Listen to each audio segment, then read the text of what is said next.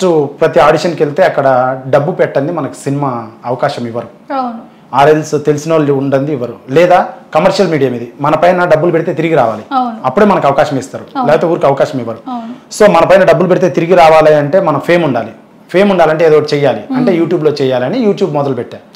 అంతేగాని direct actor అవ్వాలనే ఉంది. నాకు డబ్బులు ఉంటే ప్రొడ్యూసర్లు అయ్యింటే మా వాళ్ళు, నేను సినిమా తీసి డైరెక్ట్, బట్ లేదు కాబట్టి రూపాయి step by step rags to riches అంటారుగా అట్లా కష్టపడి యూట్యూబ్లో వీడియోలు చేసి దాన్ని కూడా పెట్టి, నాతో పాటు ఇప్పుడు ఈ సినిమాలో ఒక 20 మంది మెయిన్ ఆర్టిస్టులు, ఒక 500 నుంచి 1000 మంది జూనియర్ ఆర్టిస్టులు ఈ సినిమాలో నేను పెట్టాను. అండ్ ఈ సినిమా కొత్త వాళ్ళకి నేను అవకాశం ఇచ్చాను, నాకు ఎవరు ఇవ్వలేదు, నేనే క్రియేట్ చేశాను అవకాశాన్ని. కానీ ఇప్పుడు వీళ్ళందరూ నా సినిమాలో అడగండి మీ ఇష్టం, చెప్పండి మొత్తం. ఇప్పుడు అదే కష్టపడి సినిమా చేశాను. ఇప్పుడు దాంట్లో ఐటమ్ సాంగ్ వదిలాను, పాటలు వదిలాను, 5 languages, that to pan India వదిలితే ఈ చిట్టిబాబు గారు, ఆయన వెనక కరాటి కళ్యాణ్ వీళ్ళందరూ ఏదో నా సినిమాలో బూత్ సినిమా అని చిత్రీకరించి మొన్న ఐటమ్లో అక్కడిక్కడ మాట్లాడారు. నాకు చాలా బాధ వేస్తుంది. చాలా కష్టపడి ఒక్కరిని ఎవరు అవకాశం ఇవ్వకపోతే, నేను సినిమా తీసి నాతో పాటు 10 మందికి అవకాశం ఇచ్చి సినిమా ఆగస్ట్ రిలీజ్కు ఒంటి చేత్తో కష్టపడి నేను వస్తుంటే నన్ను తక్కువ చేసి మాట్లాడుతున్నారు, నన్ను తక్కువ హేళన చేసి మాట్లాడి నా సినిమాని రాకుండా మీడియా ఛానల్స్కి ఇంటర్వ్యూకి వెళ్తుంటే రానికుండా మాట్లాడుతున్నారు. వాళ్ళ దగ్గరికి వెళ్తే నేను ఇంటర్వ్యూ ఇచ్చిన తర్వాత బ్యాడ్ ప్రొజెక్షన్ తమ్నైల్స్ పెట్టి నన్ను బ్యాడ్ చేస్తున్నారు. నేను అన్నని మాటలు కూడా తమ్నైల్స్ పెడుతున్నారు పెద్దవాళ్ళ దగ్గర చెడ్డి చేద్దామని.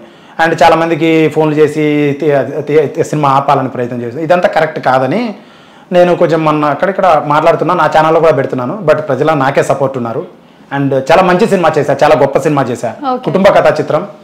అండ్ ఎమోషన్ ఉంది, ఫ్యామిలీ బాండింగ్ ఉంది, చెల్లి సెంటిమెంట్, ఫాదర్ సెంటిమెంట్, అండ్ కుటుంబ కథా చిత్రం ఇది. అండ్ దేశ భద్రతకు సంబంధించింది. Full commercial action, 3 hours non stop powerful commercial family action drama cinema. Pranks ఎందుకు చేశారు మరి అలా? అదే ఇట్లా దావా ఇలా వచ్చింది, స్ట్రైట్ గా చేయలేక అలా తిరుక్కొని వచ్చాను అంతే. బట్ మళ్ళీ వచ్చేసా విత్ ఇన్ షార్ట్ టైమ్ లో. ఇప్పుడు మళ్ళీ అలాంటి ప్రాంక్స్ చేస్తారా? అలాంటివి అంటే ఎలాంటి? బోల్డ్ ఏం కాదు. బోల్డ్ అంటే ఏంటి? అడల్ట్ అంటే ఏంటి? 18 అంటే ఏంటి? పెద్దవాళ్ళు చూసేటి అని, అదే ఒక అబ్జెక్టివ్, అదేం బూత్ కాదు. కానీ యూట్యూబ్ లో పెడితే చిన్న పిల్లలు కూడా ఈ మధ్య యూట్యూబ్ యూజ్ చేస్తున్నారు కదా, చిన్న పిల్లలకి ఆ ఫోన్లు ఇవ్వకూడదు. వాళ్ళకంటే ఒక మెయిల్ క్రియేట్ చేసి కార్టూన్స్ వచ్చే మెయిల్ ఇవ్వాలి, దాన్ని పేరెంటింగ్ అంటారు. వాళ్ళు నేర్చుకోవాలి పిల్లల్ని. అందరికి మనం వాడే ఫోన్ కరెక్టే ప్రాంక్స్ అలాంటివి అంటే కరెక్టే అంటే కరెక్టే, తప్పంటే తప్పైతే కాదు. వై బికాస్ ఒక కంటెంట్ డిఫరెంట్ థింగ్స్ ఉంటాయి. మీరు న్యూస్ చేస్తారు, వాళ్ళు వేరే చేస్తారు, నేను ఇది చేశాను అంతే. 9 కళల్లో ఇది ఒక కళ. నేను ఒక ఆర్టిస్ట్, ఎంటర్టైన్మెంట్. సో అలా చేసి కొన్ని షార్ట్ ఫిల్మ్ కూడా చేశాను, వాటికి వ్యూస్ రాలేదు, పెట్టుబడి. ప్రతి షార్ట్ ఫిల్మ్ ప్రొడ్యూసర్ దొరకరుగా, 0 నుంచి వచ్చాను నేను. సో నేనేదో చేశాను, నా తోటి అమ్మాయిలతో వీడియోలు చేశాను, వాళ్ళకు డబ్బులు ఇచ్చాను, వాళ్ళతో వీడియోలు మ్యూచువల్ అగ్రిమెంట్స్తో చేశాను. ప్రాంక్ అంటే ఏంటి? జనరల్గా ఎదుటివాన్ని ఇబ్బంది పెట్టేది, చిలిపిగా. ముంబైలో ప్రాంక్ చేస్తుంటారు. ఉదాహరణ ఏంటి?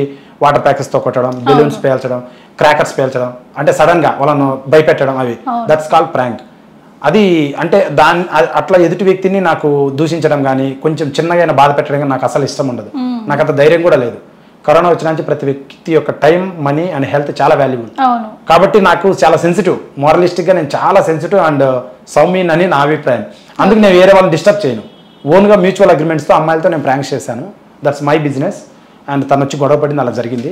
అండ్ అది తప్పు కాదని నేను బల్లగుద్ది చెప్తాను. ఓకే, సో 2 crores మొత్తం కూడా మీరు యూట్యూబ్తోనే సంపాదించారా?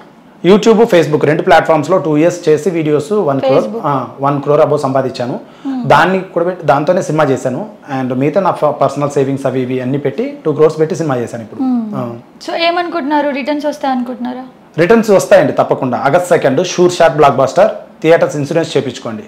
ప్రాపర్ హిట్ సినిమా హిట్ అవుద్ది. సో మంచి కాన్ఫిడెంట్ తో ఉన్నా. ఇప్పుడు పాటలు వదిలాను already, Srikanth Reddy awesome YouTube ఛానల్లో పాటలు వదిలాను, ట్రయల్ వదిలాను. కమెంట్స్ చాలా బాగా వస్తున్నాయి, అద్భుతంగా పెడుతున్నారు ప్రతి ఒక్కరు. సో హ్యాపీ, చాలు నాకు ఇంకేం వద్దు. దాన్ని చూసి ట్రైలర్ పాటలు నచ్చితేనే సినిమా చూడమని అడుగుతున్నాను నేను. కానీ వాళ్ళు పెద్దవాళ్ళు ఇప్పుడు ఈ చిట్టిబాబు అని ఆయన నా పాటల ఐటమ్ సాంగ్లో బూతుంది అది ఇదని నేను అక్కడ చెప్పాడు వేరే ఛానల్లో. అసలు ఆయనకి ఏం క్రెడిబిలిటీ ఉందని నా గురించి నాకు అర్థం కావట్లేదు. అప్పుడు కళ్యాణి గారి విషయంలో కళ్యాణి గారు ఇంకొక 3 కలిసి ఒక దాంట్లో కూర్చొని డిబేట్లో నా గురించి తిట్టారు, నన్ను లైవ్లో పిలిచి తిట్టారు.